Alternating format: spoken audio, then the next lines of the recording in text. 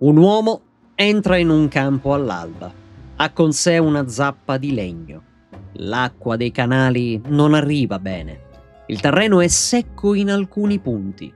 E allora decide di aprire una piccola deviazione, pochi metri, per portare più acqua alle sue piante. Non chiede però il permesso. È un gesto pratico. Serve per non perdere il raccolto. Nel giro di poche ore però qualcuno se ne accorge. Il vicino rimane senza acqua. Il campo a valle si allaga e la produzione di orzo è compromessa. Allora la conseguenza è semplice. L'uomo viene portato davanti a un funzionario del tempio. E non per discutere, ma per registrare l'errore. La punizione può essere varia. Una multa, in grano, oppure giorni di lavoro forzato. E in alcuni casi, per danni ancora più gravi, ti menavano pure. C'erano le percosse. Questo non è sicuramente un episodio eccezionale, è il modo normale in cui funzionava la vita a quei tempi. Nella prima civiltà urbana, quella dei Sumeri, gli errori quotidiani avevano degli effetti immediati. Non esisteva l'idea di piccolo sbaglio senza conseguenze. Scusatemi, no. Ogni gesto era legato a delle regole ferree, pratiche, rigide. Chi viveva lì non aveva molte scelte. L'acqua, il cibo, il lavoro, tutto dipendeva da un sistema comune. Se sbagliavi, danneggiavi anche gli altri e il sistema reagiva immediatamente. C'è un punto che però è importante chiarire dall'inizio. La vita dei Sumeri non era fatta di episodi eroici o grandi eventi continui. Era fatta di campi, di canali, magazzini, turni di lavoro, debiti e di controllo costante. Ora però bisogna un attimino contestualizzare il luogo. Siamo dove? Mesopotamia meridionale, tra cosa? Il Tigri e l'Eufrate. Era una zona calda, molto pianeggiante, senza pietra, con pochissime piogge. Qui nasce una delle prime civiltà urbane della storia, con città come Uruk, Ur, Lagash, che non erano città come le immaginiamo oggi, erano più che altro dei grandi insediamenti agricoli con delle mura, templi e dei magazzini centrali. La vita quotidiana dipendeva dall'agricoltura irrigua. Senza canali non si mangiava, senza manutenzione quei canali stessi diventavano salati e inutilizzabili. Questo significa una cosa precisa: il lavoro non era individuale. I canali erano comuni, i campi erano assegnati. Il raccolto veniva in parte consegnato ai templi oppure ai palazzi, e non per ideologia ma per necessità. Il tempio, questa struttura centrale, non era solo un luogo religioso, era un centro amministrativo perché gestiva il grano, la lana, la birra, il lavoro stesso, registrava chi produceva e quanto, annotava debiti, i prestiti, le multe. Questo, senza ombra di dubbio, influenzava ogni giornata. Ti svegliavi e sapevi già cosa dovevi fare, dove lavorare, per chi e con quali strumenti poterlo fare. La maggior parte delle persone non viveva di commercio o artigianato, viveva di agricoltura e lavoro manuale. Uomini, donne, bambini, non c'era distinzione, ognuno con dei compiti assegnati e specifici. Il margine di errore era molto basso. Se saltavi un turno di lavoro, qualcuno scriveva. Consegnavi meno grano del dovuto, il debito restava. E se il debito cresceva troppo, perdevi della libertà.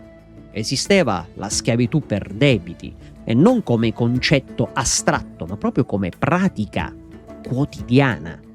Una cattiva annata, un prestito non restituito, e tu o un tuo familiare venivate a lavorare per altri. Questo non era percepito come ingiustizia nel senso moderno, era il funzionamento del sistema e chi viveva lì lo sapeva fin dai primi anni di vita. Anche la casa rifletteva questa realtà. C'erano abitazioni di mattoni crudi, spazi molto piccoli, poche finestre, caldo torrido d'estate, fango d'inverno. E poi non c'era privacy come la intendiamo oggi. Le strade erano strette, le attività si svolgevano spesso all'aperto. Il controllo sociale era continuo. La legge esisteva.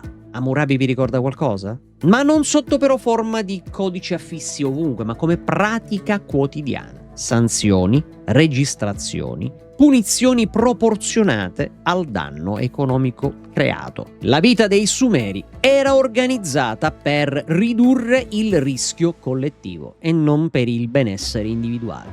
Vi ricorda per caso i primi uomini sulla Terra? Questa scelta personale aveva un peso pubblico.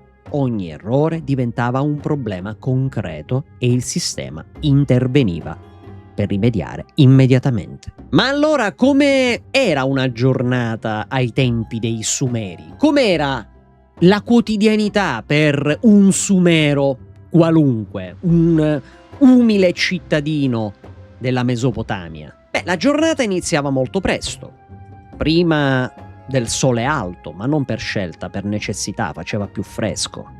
Chi lavorava nei campi usciva quando l'aria era ancora sopportabile, portava attrezzi semplici, aveva delle zappe, aveva delle ceste, a volte animali da tiro, sempre se però li aveva, non sempre era fattibile. Il lavoro era ripetitivo: pulire i canali, rimuovere fango, rinforzare gli argini per poi passare ai campi, seminare, controllare l'acqua, tagliare le piante mature. Semplicissimo. L'unico piccolo problema è che non c'erano delle pause come le intendiamo oggi, cioè vado al break, faccio un break. Ci si fermava solo quando il corpo rallentava troppo. Bere acqua oppure mangiare qualcosa di semplice e veloce. Il cibo, era essenziale. Pane d'orzo, zuppa, birra leggera, e non per piacere, ma perché servivano le calorie. E la carne? La carne era rara, arrivava in occasioni particolari, tipo feste, offerte, distribuzioni legate al tempio. La maggior parte delle persone mangiava sempre le stesse identiche cose. Poco, ma ogni giorno. Dopo il lavoro nei campi c'erano altri compiti, non è che finiva lì. Trasportare sacchi, riparare strumenti, pulire gli spazi comuni. E le donne? Le donne svolgevano lavori diversi, ma altrettanto continui. Macinavano il grano, pilavano la lana, preparavano il cibo, accudivano i bambini. E adesso, e ancora, anche qui non c'era grande flessibilità. Se un compito non veniva svolto, qualcuno segnava. La stanchezza inevitabilmente era costante, non eccezionale, era lo stato normale del corpo. La sera non portava riposo vero, le case erano calde, affollate, spesso rumorose, dove si dormiva su delle stuoie con poco spazio, con gli insetti che erano praticamente parte quotidiana della giornata. E la giornata dopo, ricominciava uguale a quella precedente. Ora vediamo invece cosa non si poteva fare. Non si poteva decidere liberamente dove lavorare. No, il lavoro ti veniva assegnato. Cambiare attività senza autorizzazione non era pratica comune. Altro punto, non si poteva usare l'acqua a piacimento. Ogni deviazione non concordata creava dei problemi e veniva immediatamente segnalata. Non si poteva trattenere tutto il raccolto perché una parte andava consegnata sempre. Non consegnarla non era visto come una scelta fattibile, era visto come una mancanza, e le mancanze avevano sia una registrazione che un seguito. Non si poteva smettere di lavorare senza motivo riconosciuto. La stanchezza, per esempio, non era sufficiente. Il dolore nemmeno sempre. E allora, domanda, cosa succede se non riesci a lavorare? Se eri temporaneamente indisposto, qualcun altro poteva coprirti, ma il debito restava, ore da recuperare, cibo da restituire. Se invece la malattia durava, il problema allora diventava molto più serio perché non producevi ma continuavi a consumare. E allora cosa fai se sei malato? Beh, dipendeva principalmente innanzitutto da chi eri. Se avevi famiglia, il carico passava a loro. Se non l'avevi, rischiavi di perdere l'assegnazione del lavoro, praticamente la vita. Non si poteva rifiutare un ordine di lavoro, quantomeno non apertamente e non senza delle conseguenze. Non si poteva ignorare una convocazione del tempio o del palazzo. Era lì che si decidevano i turni, i debiti e le punizioni. Ora vediamo invece cosa succedeva quando si sbagliava. Se consegnavi meno grano del previsto, la differenza veniva segnata, non spariva, accumulavi. Attenzione però, non all'infinito. Il debito poteva essere ripagato lavorando di più, ma lavorare di più significava stancarsi di più. E stancarsi di più aumentava il rischio di altri errori. Se saltavi un turno, qualcuno lo annotava. La punizione non arrivava sempre subito, però arrivava. Poteva essere una riduzione delle razioni, poteva essere lavoro extra, oppure poteva essere una multa in beni. Se il danno invece era considerato grave, si passava delle punizioni fisiche, non come spettacolo, ma come strumento di insegnamento. C'erano le percosse, c'era la costrizione e c'erano i lavori pesanti. L'esclusione era un'altra conseguenza possibile, non totale ma graduale. Ricordiamoci che stiamo venendo dai primitivi, esclusioni dal gruppo. Meno lavoro assegnato, meno accesso alle risorse, meno protezione. Vi ricorda qualcosa? Questo significava una cosa però concreta. Diventavi più vulnerabile. Se qualcuno invece subiva un infortunio serio, il sistema non è che si fermava, il lavoro andava avanti, il campo andava irrigato comunque. Chi non poteva lavorare a lungo diciamo che perdeva valore, non come giudizio morale, ma come fatto pratico. Le persone con meno valore ricevevano meno. Questo valeva anche per i bambini. Non erano esclusi dal sistema, erano parte del lavoro. Portavano acqua, aiutavano nella raccolta, imparavano presto cosa era richiesto di fare. Chi cresceva in questo ambiente, imparava una cosa molto chiara e lo imparava anche in fretta. Ogni giorno dovevi essere utile, cioè dovevi servire a qualcosa. Non utile in astratto, utile nel modo giusto, concreto. Questo era vivere nella prima civiltà. Non era continuo terrore, non era eroismo, era routine, erano regole, erano conseguenze. Come di solito mi piace dirvi, ci sono parti che non vengono spesso riportate o magari volutamente raccontate, ma qui alla Storia Nascosta abbiamo questo brutto vizio. Ci piace parlare di cose che non vengono spesso accennate. C'è una parte della vita sumera che di solito, come detto, resta fuori dai racconti, ma non perché sia misteriosa, qui non ci sono misteri particolari, ma ordinarietà. Il corpo era uno strumento di lavoro, veniva usato ogni giorno, si consumava, quindi c'erano dei riflessi anche fisici. Schiene curve, mani rovinate, ginocchia infiammate. E non esisteva l'idea di risparmiare il corpo, perché se potevi lavorare, lavoravi. Se non potevi, mio caro, diventavi un problema. Le malattie, conseguentemente, erano frequenti. Infezioni della pelle, ferite che non guarivano, c'erano delle febbri insistenti, problemi intestinali. L'acqua, ragazzi, non era sempre pulita. I canali servivano più che altro a irrigare, non a garantire igiene, ok? Quindi lavarsi, era possibile, però era molto limitato e non ogni giorno. non con l'abbondanza d'acqua. Vado a farmi 35 minuti di doccia. No. Tra altre cose c'erano anche gli insetti che erano parte della popolazione, pidocchi, pulci, una miriade di milioni di mosche. Non erano un'eccezione, erano parte della normalità. Le cure mediche esistevano, però erano molto semplici, c'erano gli impacchi, erbe, incantesimi, cose abbastanza, come dire, relative. Non c'era all'epoca una distinzione netta tra la medicina e la religione. Si provava quello che si aveva. Se funzionava, bene.